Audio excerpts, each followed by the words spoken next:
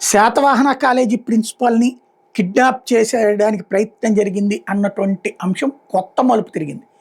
Telugu Desam party MLC మాజీ మంత్రి ఆలపాటి రాజా kidnap చేయించారు, దౌర్జన్యం చేశారు, సంతకాలు బలవంతంగా పెట్టించుకున్నారన్నటువంటి అంశం ఇప్పుడు సంచలనం సృష్టిస్తోంది.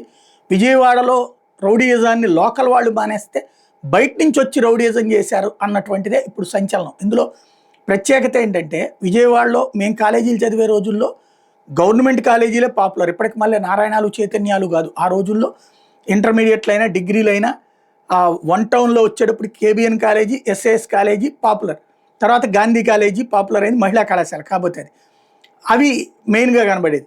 టూ టౌన్లోనే బోల్డ్ అని కాలేజీలు. ఎస్ఆర్ఆర్ కాలేజీ గవర్నమెంట్ది అయితే ఎయిడెడ్ కాలేజీల్లో శాతవాహన శారద పోటీ పడుతుండే. ఈ రెండిటికి మంచి పేరు ఉండేది. వాటిట్లో సీట్లు రావడం పెద్ద గగనం ఆ రోజుల్లో. అట్లాంటిది ఆ శాతవాహన కళాశాల ఇప్పుడు కాలంలో కొంత అడ్మిషన్స్ తగ్గినాయి.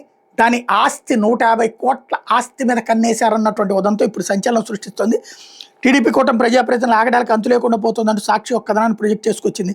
అధికార మతంతో ఇష్టారాజ్యంగా చెలరేగిపోతున్నారు. అక్రమ కేసులతో ప్రతిపక్ష నేతల్లో పక్క వేధింపులకు గురి చేస్తూనే మరోవైపు సామాన్యులు సైతం టార్గెట్ చేస్తూ అడలెత్తిస్తున్నారు. తాజాగా ఉమ్మడి కృష్ణా గుంటూరు జిల్లాల పట్టభద్రుల నియోజకవర్గ ఎమ్మెల్సీ ఆలపాటి రాజా అనుచరులు విజయవాడ నడిబొడ్డున విశాలందర్ రోడ్లోని దుర్గామల్లేశ్వర ఎడ్యుకేషనల్ సొసైటీ శాతవాహన కాలేజీకి చెందిన 150 కోట్లకు పైగా విలువైన స్థలం విషయంలో కళాశాల ప్రిన్సిపాల్ వంకాయలపాటి శ్రీనివాస్ని కిడ్నాప్ చేశారు.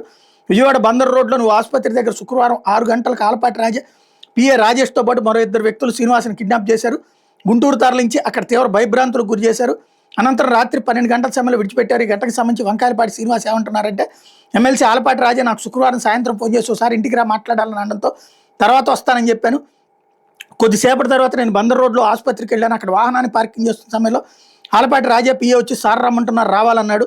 తర్వాత వస్తానని ఎమ్మెల్సీకి చెప్పాను అని అంటున్నా వినకుండా బలవంతంగా వాళ్ళు వచ్చిన కారులో నన్ను ఎక్కించుకుని గుంటూరులోని ఎమ్మెల్సీ ఆలపాటి రాజా ఇంటికి తీసుకెళ్లారు. ఆయన వచ్చి కళాశాల స్థలం వివాదం విషయంలో నేరుగా నేను చెప్పినట్టుగా కాగితాల మీద రాసి మీ నాన్న వంకాయలపాటి కామేశ్వరరావుతో సంతకాలు పెట్టించాలని చెప్పారు. మా నాన్న పంపినట్టుగా ఆయన మెయిల్ నుంచి కోర్టుకు మెయిల్ పంపాలని నన్ను బలవంతం చేశారు.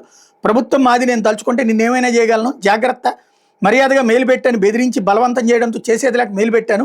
3 రోజుల పాటు నువ్వు ఎక్కడే ఉంటావు, నీ ఫోన్లు కూడా అప్పుడే ఇస్తానని ఆలపాటి రాజా చెప్పారు. ఫోన్లు ఇవ్వమన్నా కుదరదన్నారు. నన్ను కిడ్నాప్ చేసిన విషయం తెలుసుకుని మా అబ్బాయి సత్యనారాయణపురం పోలీసులకు సమాచారం ఇచ్చారు. ఆలపాటి రాజాకు పోలీసులు ఫోన్ చేసి ఒత్తిడి చేయడంతో ఆయన అంచెలు శుక్రవారం రాత్రి 12 గంటల తర్వాత విజయవాడకు తీసుకొచ్చి విడిచిపెట్టారు. 1969లో బోయపాటి అప్పారం నుంచి దుర్గామల్లేశ్వర ఎడ్యుకేషనల్ సొసైటీ పేరుతో విశాలందర్ రోడ్లో 5 ఎకరాల 16 సెంట్ల భూమిని కొనుగోలు చేశారు. అప్పటి నుంచి సొసైటీ ప్రతినిధుల ఆధీనంలోని ఈ స్థలం ఉంది. అయితే ఈ స్థలం తనదేనంటూ బోయపాటి అప్పారావు అంటుండటంతో సొసైటీ కార్యదర్శి వంకాయలపాటి కామేశ్వరరావు స్థలం సొసైటీదేనంటూ 1977లో హైకోర్టులో కేసు ఫైల్ చేశారు.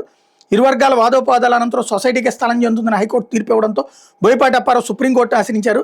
అప్పటి నుంచి కేసు సుప్రీంకోర్టులో ఉంది. ఈ నేపథ్యంలో 2010లో సొసైటీలో తాను సభ్యుడంటూ ఆలపాటి రాజా వచ్చారు. కానీ సొసైటీలో ఆలపాటి రాజాకి ఏ విధమైన సంబంధం లేదని అందులోని సభ్యులు హైకోర్టును ఆశ్రయించారు. సొసైటీలో ఆలపాటి రాజా సభ్యుడు కాదని అప్పుడు జిల్లా కలెక్టర్ కూడా నివేదిక ఇచ్చారు. కానీ ఆలపాటి రాజా మాత్రం తాను సొసైటీలో సభ్యుడినేనంటూ సొసైటీని ఆయన గుప్పెట్లో పెట్టుకున్నారు. ఇక సొసైటీలో మిగిలిన సభ్యులకు ఆయనతో పోరాడేంత బలం లేకపోవడంతో ఆయన మాటే చెల్లుబాటు అవుతుంది. 2014లో టీడీపీ అధికారంలోకి రావడంతో ఈ సొసైటీ భూమిని హస్తగతం చేసుకునేందుకు ఆలపాటి రాజా చేయని ప్రయత్నం లేదు. నగరానికి నడిబొడ్డును సుమారు 150 కోట్లకు పైగా విలువైన స్థలాన్ని ఆక్రమించుకునేందుకు ఇటీవల ఎమ్మెల్సీ అయ్యాక ఆయన మళ్లీ పావులు కదుపుతున్నారు. ప్రస్తుతం టీడీపీ కూటమి ప్రభుత్వం అధికారంలో ఉండటంతో ఇదే అదనగా సొసైటీ కార్యదర్శి కామేశ్వరరావు కుమారుడు శాతవాహన కాలేజీ ప్రిన్సిపల్ శ్రీనివాస్ని కిడ్నాప్ చేసి మరీ బెదిరిస్తున్నారు. మరియు సుప్రీంకోర్టులో ఉన్న కేసు ఇప్పుడు ఫైనల్కి వచ్చింది. దీంతో ఆలపాటి రాజా తనను బెదిరిస్తున్నానని శ్రీనివాస్ చెప్పారు. ఇది కళాశాల ప్రిన్సిపల్ స్థాయిలో ఉన్న నన్ను ఈ విధంగా కిడ్నాప్ చేసి బెదిరింపులు పాల్పడితే ఇక సామాన్యుల పరిస్థితి ఏంటి? నిత్యం రోడ్ల మీద ఏదో పని మీద తిరుగుతుంటా ఎమ్మెల్సీ అంచులు మళ్ళీ కిడ్నాప్ చేసి నన్ను ఏమైనా చేయొచ్చు, ప్రభుత్వం మాది నిన్నేమైనా చేస్తూ ఉంటే ఆలపాటి రాజాని స్వయంగా నన్ను బెదిరించారు. విషయాన్ని ముఖ్యమంత్రి, మంత్రులు, డీజీపీ, పోలీస్ కమిషనర్ కలిసి ఎమ్మెల్సీ ఆలపాటి రాజా నుంచి నాకు రక్షణ కల్పించాల్సింది ఒక వార్త. ఇదేమి రాక్షసత్వం అర్థం కావట్లేదు.